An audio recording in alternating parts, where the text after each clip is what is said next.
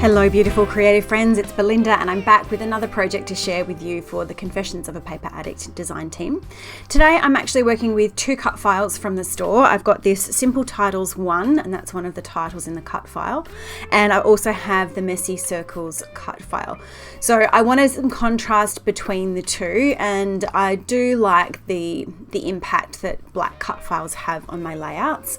I will admit that this one kind of got away from me a little bit. It turned into a real kaleidoscope of colour that I hadn't initially intended. It's certainly a lot more colourful than my typical layouts would be, but overall I'm really happy with how it's turned out. So I've used my compass to draw, really lightly draw a circle using some pencil, which is going to be sitting underneath that Messy Circles cut file. And then I have this stamp set from Kerri Bradford Studio, which is all kinds of different ink splatters. And I'm actually going to use the stamp set to create some splatters around that circle, which will be peeking out from underneath the cut file. So I'm just choosing different stamps and then going and just randomly placing them at different spots around the cut file. So I started off with the stamps that had some finer splatters on them, and then I'm coming back in with some of the stamps that have got some larger blotches. I'm using two different coloured inks here from Pinkfresh Studio. They are from the same colour family. I'm trying to recall what they were called. I can see waterfall and turquoise. They are. Waterfall is the lighter colour and turquoise is the darker colour. And I had chosen these ones because they coordinated with the products that I thought I was going to use for this project, but in the end it doesn't end up being the direction that I go in, but I do still make it work by just bringing some of that really beautiful turquoisey blue color back in some of the photo layers.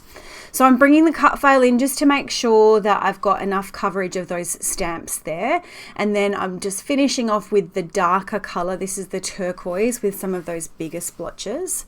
And then just to add a little bit extra to it, I am also going to add some gold splatters. So I have one bottle of Heidi Swap Colour Shine in gold. It's one that I'm definitely hoarding and I don't bring it out very often, but here it is, and I'm just going to use it to splatter some gold around the place there.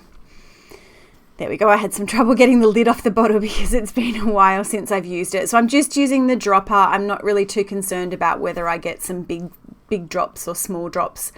Just using the bottle there or the applicator to drop those around, and then I'll pop it over to the side and leave it to dry for a little while.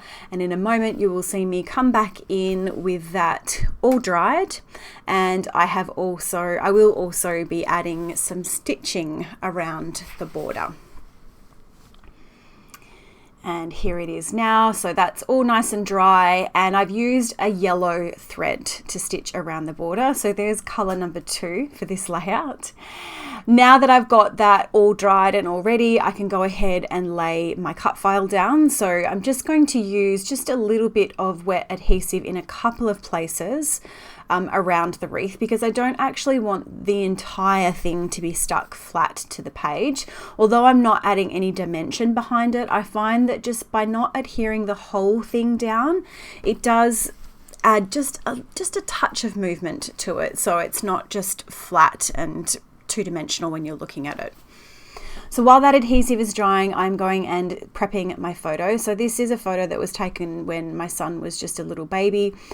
It's a really simple everyday moment kind of photo, but it has a special place in my heart because it's reminds me of a photo that I have of my brother and I sitting on my dad's lap when we were at around the same age.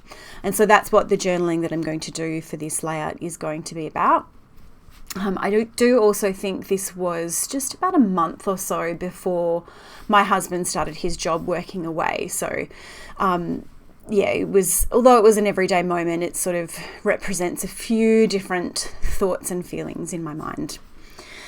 And now we start looking at bringing in some other colors. So as I mentioned, I wanted to try and tie together the turquoisey blue of the ink splatters with the actual photo itself. So I've chosen a patterned paper. Now the papers that I'm using are from HipKit, and the products that I'm using, the embellishments that I'm using, are from Pinkfresh Studio. So it's the Pinkfresh Studio Chrysanthemum collection, I believe, that I'm using. And I've got those journaling spots. Now, I really struggle to use those journaling spots, but tucking it behind the photo just seemed like a really ideal way of bringing in just a little bit of extra color and also giving me a home for what will be some pretty extensive journaling. Because I have already backed that Love You cut file using some pink, another color, I knew that I needed to also add a little bit of that behind the photo just to help to tie everything together. So I've chosen that really pretty pink patterned paper.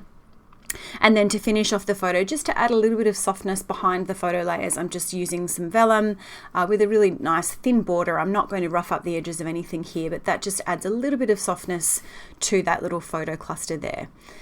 Now I'm going to have a bit of a play around and work out where I want to place everything. So this is, although the design, having the wreath lends itself to a symmetrical design, I'm actually going to end up with something just slightly asymmetrical, but still balanced. So I've really got the boldness of that journaling off to the top left. And there we go. That's my journaling all done onto that tag, and that's going to tuck in there.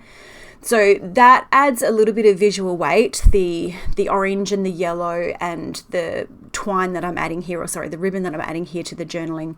That adds quite a bit of weight to the top left of the photo cluster. So to balance that out, I'm going to put my title, that Love You cut file, I'm going to place that down to the bottom right, and that just helps to provide a little bit of balance from top to bottom and from side to side of that photo. Now, one thing I will say with this cut file that I actually did is I cut the I actually cut the cut file, I think 3 times from white cardstock. I've backed the U and then I've layered up the other 2 cut files behind it. And that just gave the whole thing just a little bit more dimension and gave it a little bit of stability as well. So it means I don't need to worry about adding any foam tape to it because it's already quite sturdy. Now that I'm happy with the placement and I've got things in place, I am ready to start adhering things down. So I have used some wet adhesive behind the photo, and I have also used some wet adhesive behind the cut file, the title as well. And that's just because I've got that ink behind there. Although it's not really thick mixed media, I do prefer to use a wet adhesive just to make sure that it's sticking in place really nicely. I did do a little date stamp there, but you're not going to see me place that down because I really struggled with figuring out where to put it down. And unfortunately, I lost a little bit of footage here. So I thought I was recording. I had actually stopped recording. So you just missed seeing me start off the embellishment. So I'm using, this is the washi tape that comes with the Chrysanthemum collection and a coordinating die. So I already have some of those cut out from white cards. I placed the washi tape down on white cardstock. I also placed the washi tape down on some vellum, and then I ran it through with the die. And so I'm just using those to create a couple of clusters, one to the right hand side of the photo and one to the top right of the photo. And then because again, I'm looking for balance here, I wanted to create another spot to have these florals, but most of what you're going to see here now is me trying to fuss around finding the spot to put them. So in my mind, I was thinking that to the left hand side of the photo was going to be where they would go, but every time I put something down there, it just didn't look right. So I've left this in just so that you can see that sometimes things just don't, it takes a while. It takes a while to find something that you're happy with. And really all that I do when I find myself in situations like this is just keep playing, just keep moving things around until I find something that works.